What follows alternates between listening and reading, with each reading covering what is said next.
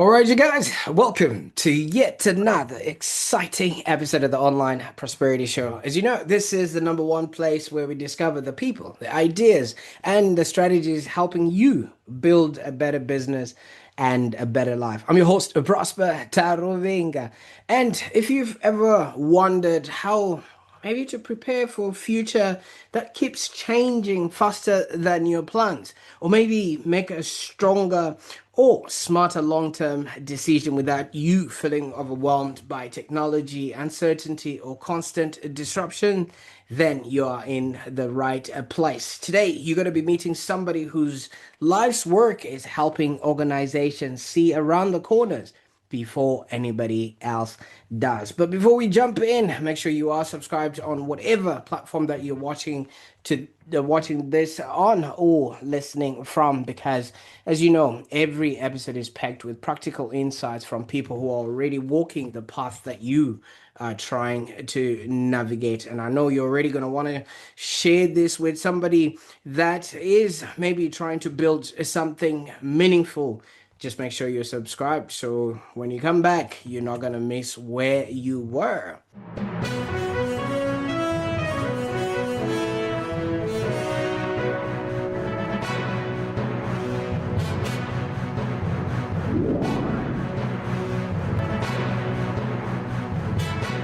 Now, I'm really excited about my guest today. Musekiwa, welcome to the show. Hi, Prosper. How are you doing, Prosper? Thank you for having me. Fantastic. I was sitting in the green room trying to learn how to pronounce your name, It's not one of those names. It's one of those names that's a last name, but it's it becomes a first name, right? Yeah, yeah, very true. Very true. Yeah, so normally it is a surname, but I have it as a first name. And often uh, people always ask me if I'm related to Fazam Sekiro, and I'm like, no, Sekiro is my first name. Musekiwa is my first name. Absolutely. I also have one of those first names that I have to explain everywhere I go. You know what I mean? Prosper, is that your Yeah. name? Is it your business name and things of that nature? Now, Musekiwa, tell us a little bit about your journey. I mean, obviously you started off, in the world of technology, but before that, who was Sekiwa, and what would we have come across in your younger days? What would you have come across? That's quite a cool question. I think I've always been, I think weirdly enough, I've been a creative as well. So really spent a lot of time writing, and I think one of my hidden passions and still sort of like my first love is poetry. And so I found myself enjoying that space. Earlier in my life, I actually tried a stint at banking, tried to get into banking. And then, funny enough, I ventured into advertising as well. So I've had quite a storied, colorful journey of finding or working to discover purpose. And starting off with very basic things like writing poetry and exploring the creativity that was inside me, and finding the right avenue of expression. And at the time, it was poetry. And so that was in my late teens into my early 20s. And then sort of starting to work out, obviously, when you're much younger, you're trying to work out your career, working out your trajectory. And so that's when I started exploring aspects like banking, business, trying to find my real space, and even advertising. I did work as a brand strategist for about 2.5 years, and in that was an area I enjoyed very much, just uncovering, helping brands uncover their identity and their value. And so, in all of that, I think I was really still working out who is this guy, who am I, what am I called to do. And during that time, it was also interesting. I became a believer in my in my late teens, and within my early 20s is the first sort of my first foray into sort of working out how faith integrates into who I am and what it means to be a Christian for me, what it means to be on mission. And so you often find in your 20s there's a lot happening, and you're trying to work out how everything balances out into how you become a person or an individual, and what defines you as a person, your values, your vision, your purpose, your mission. And so all of that happened, was I guess it's a mixed pot really in your 20s, and then you're cooking it up. And then I don't know if I served up a good meal. Absolutely. Well, you're on the show now today, so you must have done something. All right. So, in essence, I mean, when you were younger in that time, Yeah. did you ever think that, you'd end up being a strategist yourself and helping organizations prepare for the future, maybe write 17 books or things of that nature? If the younger version of you would see what you're doing today, what would they think? I think the younger version of me would have been totally gobsmacked on one level. And then on another level, I am still gobsmacked by my younger version in terms of the type of poetry and the depth of poetry I was writing at the time. So I was like, here was a young man trying to work out life and questioning life. And so when we flip roles and sitting with my younger self would have been saying to me, wow, this is the journey this is where we are now. And I would have been looking at my younger self thinking, man, so that thought process, the deep thinking actually had a practical outworking eventually. And it wasn't just philosophy and head knowledge. Eventually, it worked out into something not necessarily what I would have anticipated at the time. I think I really was looking forward to being at some point being like a seasoned banker, and at some point being a great poet. I think deep down, I think something within me would have loved to be a really established and seasoned poet at this stage, but that Mm, wasn't the path to walk on. So I think there would have been a lot of discussion around divergence. I think we'll be talking about the divergence, the bumps, just the bumps and the hills and the descents and the journey towards a not so particular destination. But absolutely. yeah, I would have been gobsmacked. Yeah, Absolutely. And thank you so much for taking us there. Now, I would understand, I mean, being brought up in a, sort of an African household and where yeah. parents had some sort of an expectation as to what you were to be as their, offspring. Was there anything like that around you when you were growing up, or were you just allowed Yeah, yeah, to be? yeah. So I think there was definitely there always was, and I think in Zim there are certain career paths that are defined. So either if you're very scientific, it's likely that you're going to be a doctor. It's anticipated you're going to be a doctor. Worst case scenario, an engineer. If you have any sort of like financial brain, then it's anticipated you be an accountant. And then if you have a certain sort of like if you have the gift of the gab, you argue a lot, and you potentially have this desire to defend your position, then it would be expected you take the path of a lawyer.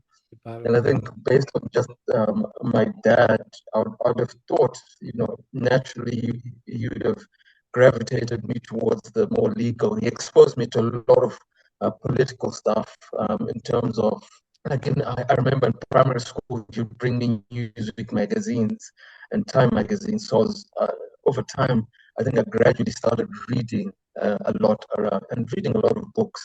I look back now in hindsight, and I think he exposed me a lot to history, to politics, and to governance issues. And it's funny I'm having this conversation now, and I'm thinking, whoa, actually, that's quite weird.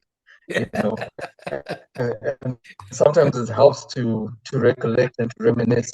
I would have never thought about it, and I'm thinking about it now because we're having the conversation. You know, Abs- yeah, Absolutely. See, the thing is, I would have come from that sort of path as well. And yeah, I hated it when my dad would maybe bring in a Shakespeare book or something of that nature. But look at what we're doing now, yeah, But you went on and you spent about 2 decades in technology, right? This is the path yeah, that you yeah, chose. yeah, You were exploring fintech, right? And payments is yeah, the work that we're doing. What yes, what is yeah, it about yeah. what is it about technology and not necessarily gadgets that was, that did it for you? Because looking at the way you are explaining it, poetry is more of a left brain type setup, whereas your Yeah, fintech is more of a, I mean, more poetry is more of a right brain, creative and things of that nature, and then fintech is more of a if this then that, sort of, yeah, left yeah, brain setup yeah, and things of that nature. yeah. It's a good question the way you're actually presenting it and you're talking about left brain, right brain. I think I think being exposed to I think there's a chap called Edward de Bono, I don't know if you've heard of him. Guys like Edward de Bono, Arthur Koestler, as I started reading them, I realized that you can become whole brain, and so Absolutely. you can mix in a bit of the left brain and the right brain. And so part of my journey was actually exploring creative thinking and innovation. And in that, then I sort of found an interest in technology and not necessarily just its present impact. One of my key interests has become it became, I think it's become and it became the forecast, the future of humanity in relation to technology. So I was constantly drawn to exploring technology futures. Mhm. So I would constantly consume content around where technology is going, what people are doing in the space. I encountered different people. Like there's a chap who really inspired me. His name is Michel Zappa. And interacting with him just challenged me to really be good at foresighting and forecasting and exploring the impact technology has on people, and on society, not just historically and not just the present, but where it's going in the future. Absolutely. So No, that was such a trigger. Yeah. oh, I can imagine that would have been, p part of the course. See, you're obviously set up in an environment where technology, finance, and everything else really needs an overhaul. And I can see, Mm. your presence there really, really required. But when it comes to sort of resources, I'm not quite sure. Maybe you might have those available to you. Has it been easy for you to explore to the maximum of what is actually possible when it comes to, I know my fellow country, you might have the ideas, but you can only go so far. Yeah, interesting. Like yesterday, I published an article on LinkedIn, and I was just recalling when we tried to build a machine learning platform in 2018, and it was very. I think at the time I could say that I can use the word naive, because in hindsight you look at the amount of resources, uh, capital, infrastructure, all that is required to build something like that. I mean, we uploaded stuff like we taught it stuff, and it managed to read stocks and analyze stocks, but just capacity-wise, we lacked the capacity. And with my business partner, we worked on another project in energy, and it inspired a book I wrote called The Lion and the Maasai Warrior, where I realized that in Africa, you don't have access to the resources. You don't have access to the capital, and you have to find ways to actually build what you're looking to. And so part of what my journey has been now has been to explore that area as well. We've got ideas, but you really have the access to the capital. And I would say capital and networks, because networks will give you access to talent, which would be the three things I think would be necessary to build certain innovation. And those Mhm. things don't exist. You can have fanciful ideas, and sometimes like with business partner, we were able to build something, but eventually you sort of know that the context will catch up with you. Absolutely. Yeah, absolutely. I mean, speaking of having resources and things of that nature, you actually once sat in a meeting where it was a large financial institution in front of you, and you were speaking about millions, and they'd invested in fintech, and obviously, I think that alone has that David and Goliath sort of connotation to Yeah, it while you were actually bootstrapping these guys. invested in their millions, and you're probably just Yes. getting by, probably just had enough to get to that meeting. I kind of know, obviously a meeting like that is a little bit intimidating, but that's not how you saw it. You Yeah. literally took it on and worked with it. Walk us through what was going on there and what was the actual outcome. Yeah. So I think it was a sobering encounter in terms of what sort of outlays and what people are outlaying to get a product to market. But what when I sat in that meeting and we're having conversations and these numbers are being thrown around, I reflected on some of the things we learned over the years through bootstrapping. And actually, like the book I'm talking about is the concept of barebone innovation. Mm, It's the concept that I then conceptualized what I call barebone innovation. And I was actually teaching it at Star Leadership Academy. And one of the things that I drew from that meeting was that you can still build, and the goal is to still build, and learn how to build without, some of the key outlays that, someone may be talking in the millions. And if mm, you can find the right network and the right sort of team, you'll be capable of building something that eventually will compete. And at the time, I think what inspired me is in the AI arena, you had the guys building the large language models with billions of dollars, and DeepSeek spent $5 million. And so that really inspired me is that with the right sort of focus, you'd be able to build something. You may not have access to $5 million for this particular product, but whatever you have access to, there's room to build. And I think I left that meeting realizing the importance of execution.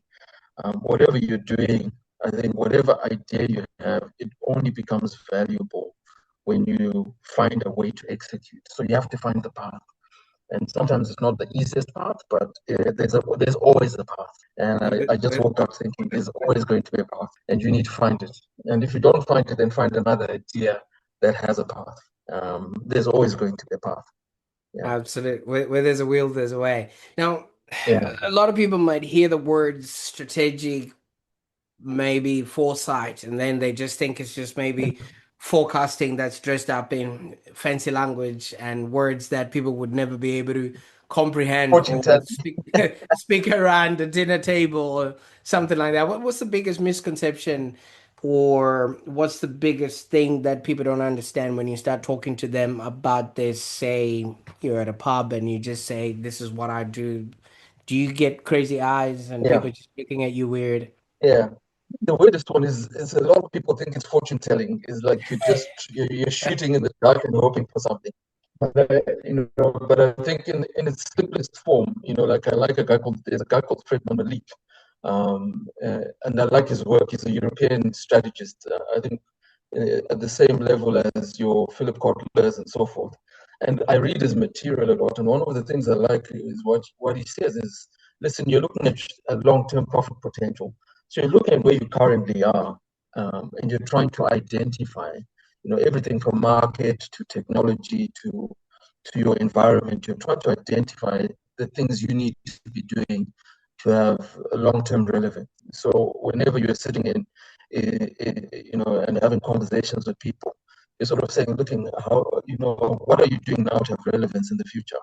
The strategy was cut down to a very simple thing: is what are you doing now to be relevant in 5 years' time? So it's the decisions you're making now that have an implication on where you'll be in the next 5 years. And I would try and nail strategy down to just that, Mm, and I don't know if that sort of covers what we're talking about. So I think the misconceptions have always been this assumption that it's fortune telling, and then and also that it's theory. There's a lot of theory in this, and we're like, yeah, theory is key, theory is important, and it actually has a bearing on practice or a bearing on execution. If you have the right, I love saying this: if you have clarity of thought, then there'll be clarity of action. Without clarity of thought, there's no clarity of action. Yeah, absolutely. Because, yeah, if you're not clear on what the next step is, you don't want to be shooting in the dark. So, absolutely yeah, there. Now, You speak a lot about relevance in the future, and we are at a crossroads, whether it's a Mhm. first world or third world, and I think the elephant in the room right now is obviously AI, right? Yeah, And I want to say this with love and respect, the world is actually changing a lot faster yeah, than, yeah, what what you would think is happening in the next 5 years. Some people like us are literally sleeping with one eye open just to see what new new agent or new AI has taken my job away. So it's yeah, automation, it's also the economic uncertainty, mm, which at any given moment, whatever, I never knew this was a thing that somebody can just mm, close a part of the world and that affects the rest of the world in terms of fuel and things of that nature. You know what I mean? yeah, Things that we never yeah, knew happened. I just thought maybe, if there's no fuel, then that means somebody's corrupting the government. Well, I don't think that's the way it's. So yeah. why should, why should, why should business owners now look into the kind of work that you're doing right now and care a little bit more about strategic foresight, especially in the wake of what we're Mm, facing, and not just reacting to things as they happen that, nah, it should be all right, or things will take care yeah, of themselves. yeah, yeah. Think there are four things. One is viability. I've already used the word relevance, but one thing that's becoming important within I mean, we've been talking about a global village for the last 20 odd years that we're in a global village. I think now uh, I'd even narrow it down that we're in a global mansion or a global house, and everyone's sitting in the room together at the dinner table, so you're not having to walk over to your relative in Iran or in Syria in another house somewhere, but we're all sitting at the same table. And, big, small, like the Prime Minister of Barbados was sharing something very profound technology is doing. It's starting to equalize certain things. And so, why should businesses care? We're at that stage where competitiveness is going to be a big deal, and to be competitive, you have to be viable and you have to be sustainable. And so thoughts and those words may seem big, but it's just really the way you do things now has to change. And if the world is changing rapidly, it's important for you to be able to identify important aspects within your business that needs to be changing at that same rate. And one of the things that Friedman Malik talks about are the six master control variables, the things that you can control in your business. Number one, or the things that you need to control. The customer need, who are you catering to? And so it's important for you to identify your customer. And again, I always use the phrase long-term profit potential. Are you able to continue delivering value to the same person for the next 5 years? If AI is coming through, can you compete with someone else who's got agents and just running efficiently and making decisions very quickly? And also just innovation.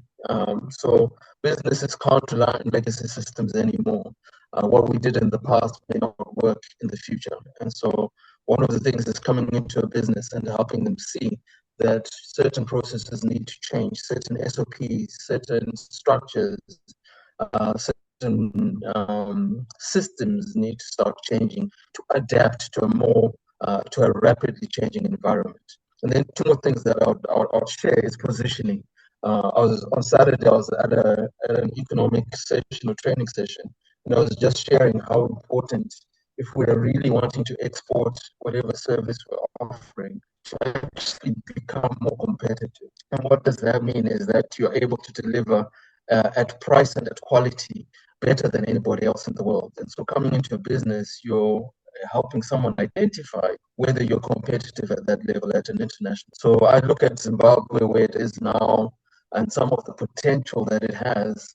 Can we take that potential and make it and realize it? And that means we really need the right kind of strategy to take on international markets, especially with the emergence of technologies like AI. But I'll add robotics, I'll add biotech, people being able to replicate whatever, biotechnology in different spaces. So whatever we had an advantage in terms of agriculture may be replicated by someone else in China. So really knowing that technology it has to be embedded in whatever we're doing in the long term. Absolutely. Now, I like what you said earlier on that we now live in a global mansion, in a global house.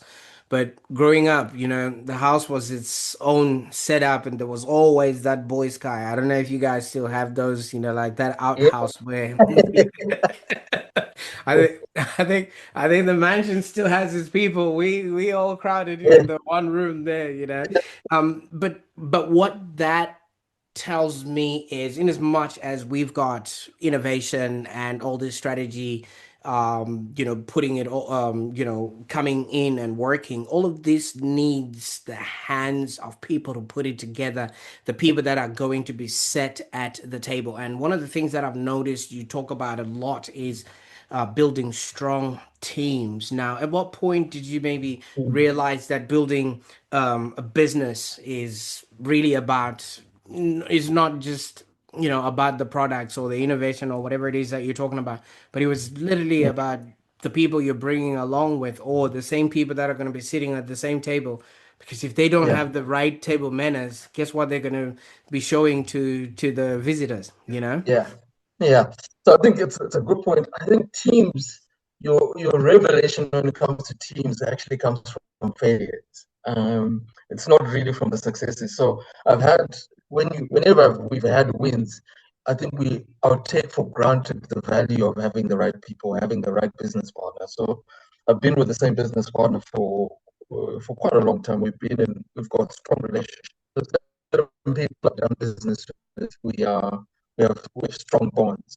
But whenever we try to work with other people, I would find that the project would fail. And and sometimes you get it disenchanted, and you're thinking we had the right product, we had the skill set looked good, so you've got guys on the table, sitting at the table, who've got the right skill set. So you're thinking, man, with this kind of team, like I remember a specific project where I'm looking around, and you're thinking, man, we've got a team here, we're gonna win this. And then 6 months down the line, it's failed. And you're sort of thinking, what's wrong? What did we get wrong? We even accessed money, we got a bit of funding, we had the right support, we even had customers. So you're sort of thinking, what's wrong? And I wrote a book called Ground Zero. And as I wrote that book, I had to be very vulnerable. It has most of my business failings. And I started noticing a pattern that most of them, one of the key issues was team. You know, when you get team right, when you get the right people, and it's not just the skill set, but it's the passion to see the win. They're not just looking for money. They're actually looking for a result. They're looking to get product over the line. They're looking to grow. They're looking to make an impact. When you've got when you've got people sitting at the table who've got the same heart and align to the vision, then you win. But whenever even one person is on the wrong track, you'll find they'll start pulling you down. I love the same way it says the chain is only as strong as the weakest link, and you find that weak link becomes, so if that weak link is on the product side, you find that your product will start lagging. If it's on the sales side, you find that your sales will start lagging. So always your weakest link will affect the business over time. So it's interesting that I found team to be important when we failed, when things went south.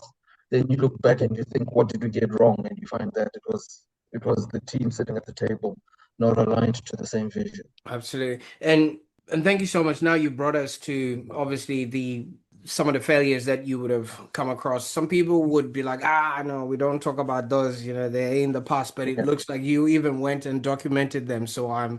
supposing they're now public, for public knowledge and consumption. Yeah, Um, you know, the, your yeah, book, Ground Zero, I mean, obviously, the kind of environment that I think you're operating from, it's always ground zero every single day, man. Like everything has to start yeah, right afresh, whether it's the currency, it's just maybe the way people operate, and it's just yeah, everything just has to start afresh.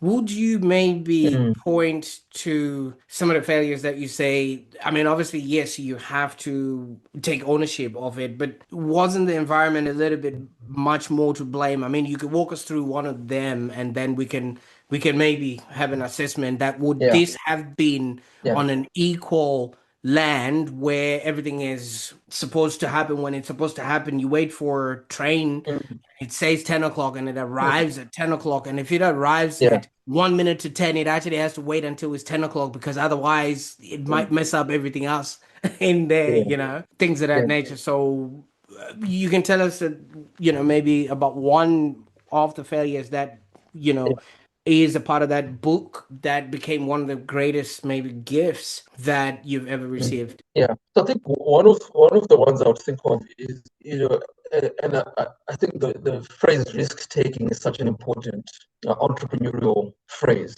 Being able to take risks is one of the projects we had such a great opportunity, but you found everybody kept talking about compliance. Everybody kept talking about regulation, and obviously we were within a very stringent regulatory environment where regulation is, is on the, I think, on the front end of everybody's minds. Before you even commit to taking the plunge, you're sort of thinking, uh, are we are we getting things right? So one of the projects we had, I think we had a lot more cautious people.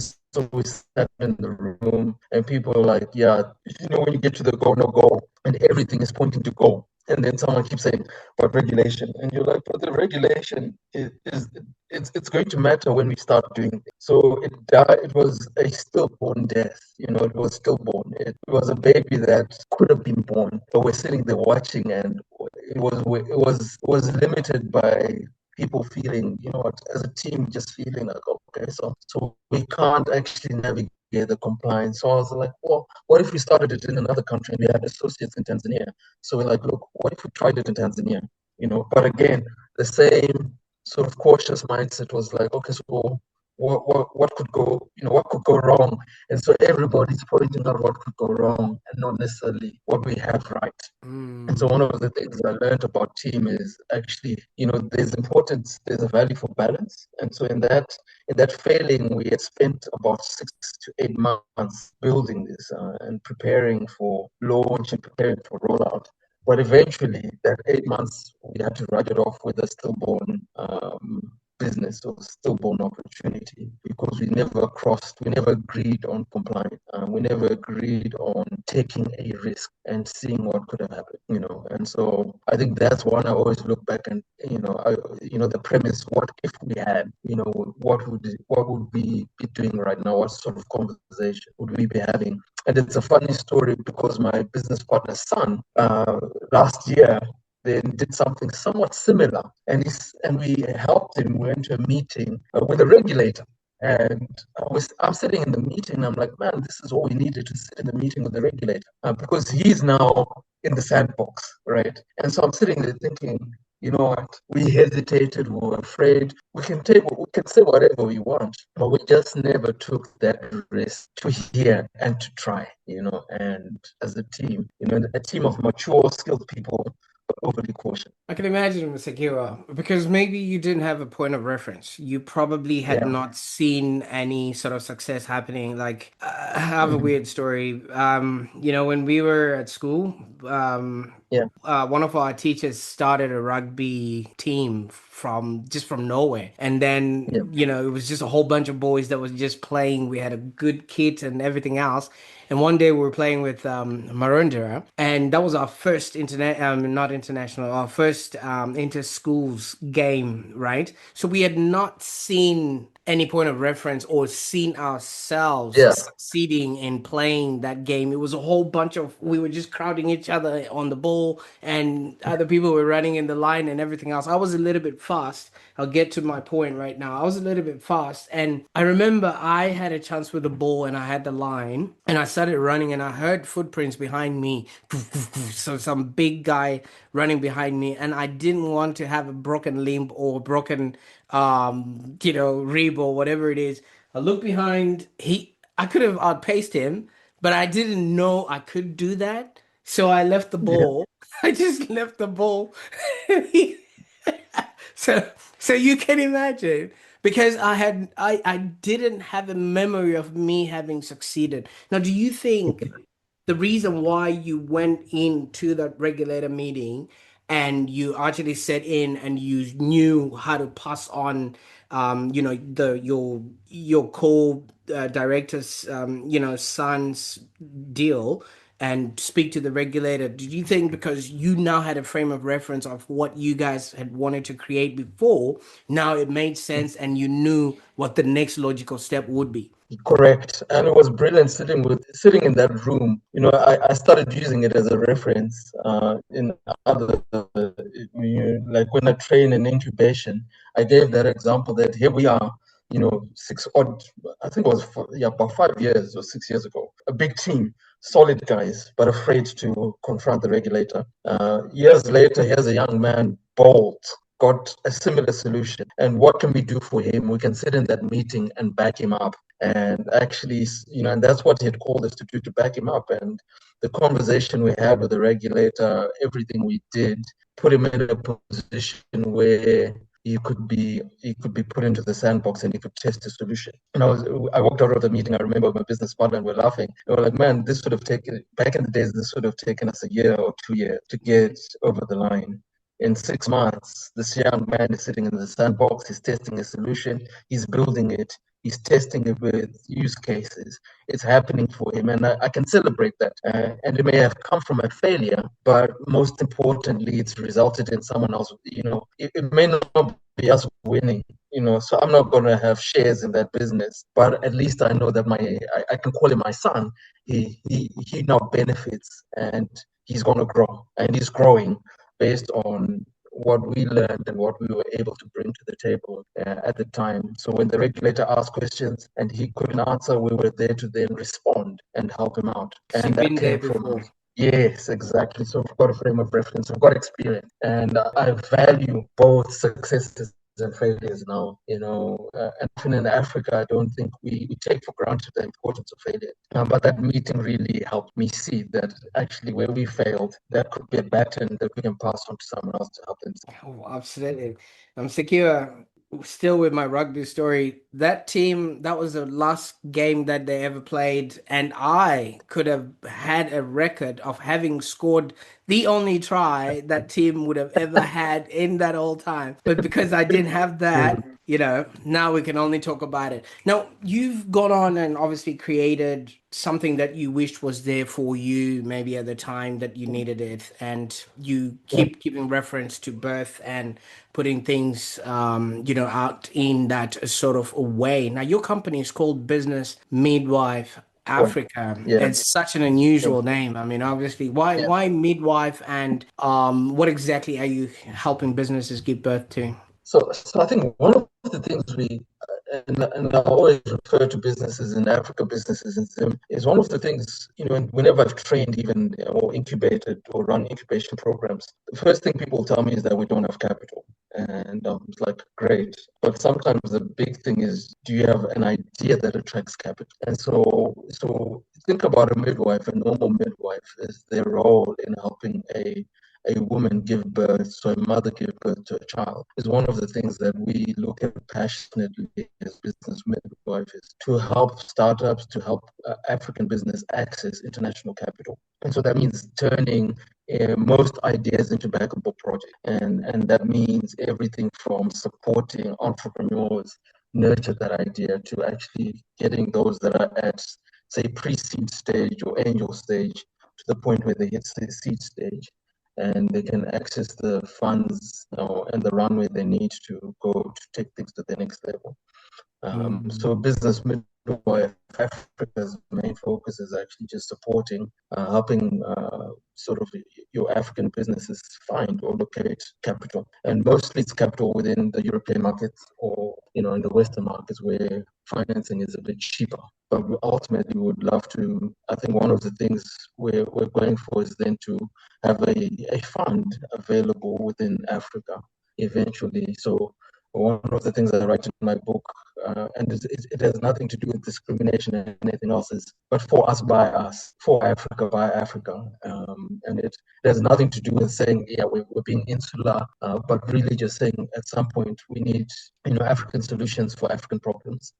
It's something I wrote in my book, The Lion and the Master Warrior. I've mentioned it a few times simply because it triggered a lot of conversation and thought for me around innovation and around solving Africa's problems. And so when an entrepreneur comes up and says, I've got an idea and this idea will do this for the customer in Africa, we're like, yay, let's help you actually even source capital. Absolutely.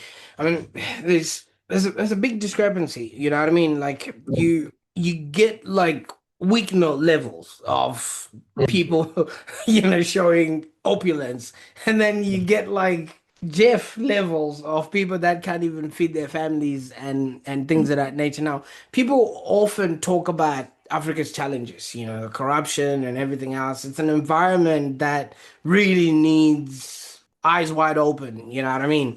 And very few people talk about the possibilities that you are talking about. If somebody was sitting next to you, they would think Africa is being driven like a Ferrari with the handbrake on. Like I'm Yeah. seeing that this is exactly what is happening. What Yeah. what opportunities do you think the rest of the world still haven't noticed? So the different things, like when you look at Zim, let's take Zim for example. The first thing people would drive for is that it doesn't have the demographic dividend. It doesn't have the number, the market potential, but it has the consumptive nature. It has the right environment. So everything from solar energy. Right now, there's going to be an energy shortage going forward simply because of what AI needs. The compute power requires energy. And so where is that energy going to be sourced? It's different innovations, whether we're talking nuclear, we're talking wind and wave, but we're also talking stuff like solar, building solar farms, building sustainable data centers. When I use that as an example, you look at Zim, it has the perfect temperature for that. It has the perfect environment. So those are things that we don't pay attention to. When I look at agriculture, I'm a Zim trade associate trainer. And so I'm always interacting with farmers and exporters. And we're finding things like, there's so much growth in the blueberry, in the agricultural sector, in the horticultural sector in Zimbabwe. So areas like blueberries, areas like strawberry, and these are going to international markets and grade A quality that is appreciated and respected abroad. And so these are simple opportunities we can look at. Mining, we still have not extracted all that we have in the ground. It's still there. And one of the one of the things I would say is all of this is affected obviously by the perception, the governance perception, the nature of the environment, the nature of the beast. But I would say the reality is, again, I think there's a quote, I love this quote where it says the best time to plant a tree was 20 years ago. The second best time is now. And so 20 years ago, no one really paid attention. And gradually now, eyes are starting to look into Africa. Guys are investing in infrastructure, rail, and all of that. So there's a lot of investment under the surface, below the surface, to start building the infrastructure necessary to take Africa to the next level, to take Zim to the next level, to take certain countries to the next level. And I think this is the window, this is the time, this is the second best time to start planting the tree. Absolutely. And so often I think what you'd call the misconceptions, I'll probably use the word misconceptions, and the misinformation out there about what Africa is should actually be put aside, and we need to start looking at the opportunities that are emerging. And of course there's risk to manage, so, but they do say high risk means high return. So Yeah. when you've got an appetite for risk, and sometimes Africa is the best place to start looking at it, your frontier markets. Yeah. Absolutely. Now, if somebody's watching this and maybe intrigued about, some of the stuff that you're talking about, might want to follow this a little bit further, maybe look you up a little bit, where can they go to on the internet and find out more information about what you've been doing? So I think we do have a website, Business Midwife Africa. I'm on LinkedIn. On LinkedIn, I think that's the only social media platform where I'm really engaged, honestly. And so I do a lot of work there. I post a lot of articles. We do have a website, Business Midwife Africa. And then my books are on Amazon. So if someone is really interested, they should just type Musekiwa Samuriwo, and you'll see some of my books are online and available on Amazon. So that means they're available globally. Wherever you are, you can get access to my books. And there are a few books that are there online, and there are a few books that will be coming up in the next few months that I'll be releasing again, for consumption and for really building a mindset that will harness opportunities. Absolutely. You see, and thank you so much for that. I will make sure that all those links are in the show notes below so that people can actually find their way to learn more a little bit about yourself. Now, here's something that I've noticed about your story. I mean, your life story and your experience have so much value for a lot of people. First of all, you obviously trained to be where you're at right now. Theater, that chapter in your life, from the poetry and then also the entrepreneurship, the writing, and even whatever failure that you came across, all of that prepared you for the job that you are now Mm. doing and the role that you're actually taking on. But also, I think it gave you an intricate understanding of how humans actually respond to uncertainty.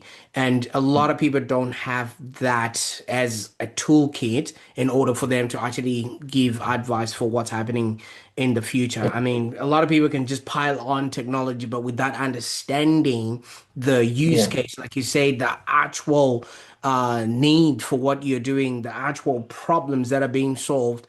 Yeah, Mm. it's a good thing we obviously came across you, and your journey has just prepared you to be that pioneer that I think a lot of people are going to be looking forward to in the future. Now, one of the things that you talked about with your strategic planning is like a 5 year outlook and see how things are going to be looking like then.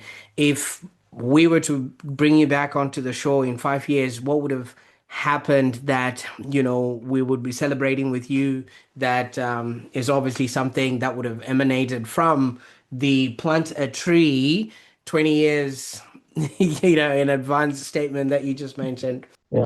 I think there are going to be a few things. Definitely, there are going to be a few things to celebrate. So I've written more books, definitely. So this year, I'm going to release a few more books. So that will be given. I'll definitely really, God willing and God sustaining me, will have released. We're at projects, so 5 years' time, it would be interesting to see reaching the maturity stage. And so the project that you invested in, have you seen, because we've worked on its bankability, I would assume that by then it should have taken off. And I think in terms of team, we're in the right place, and this time the right team, and we're working together to build the right kind of idea. So definitely books, definitely in terms of faith, I would have definitely grown. So in my belief, in my conviction, I would have definitely grown.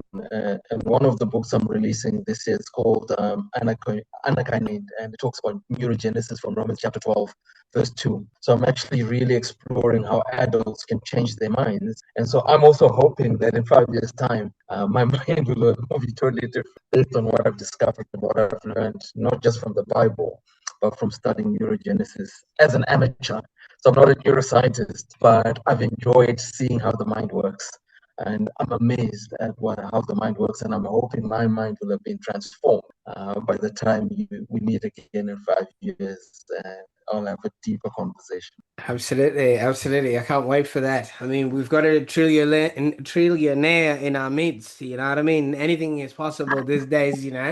So, Yeah, yeah, no, I'm secure. Thank you so much for your time. I mean, obviously, thank you so much. Yeah. the journey that you've taken, the work that you've done, and that which you are going to be birthing through the company that you have, and also the books that you've written that will be able to inspire others to want more, be more, and have more. So, I can't wait Mm. to see what this will bring about, not only for yourself, but for the people that are actually watching this. So, thank you so much for your time today. Thank you so much. Such a privilege, as always, to interact with someone who's doing great stuff as well. So kudos to you for running a program like this. and looking to actually build people. And I respect that totally. And so would anticipate that in 5 years' time, I think I foresee a TV station, a massive team behind you, driving this, and our resident Ellen DeGeneres of Oprah, and you do so Absolutely. well in Well, tech. well, So thank you so much. from your lips to his hands, I think it is all gonna happen, you know. But Yeah. knowing my past of looking behind me and seeing people running, I hope I'm not I gonna think drop you the should ball this time. yeah, just don't throw it away. Just run. Absolutely. Someone should have run, Forrest, run, run, Russ, Prosper, run, run. Forrest, run.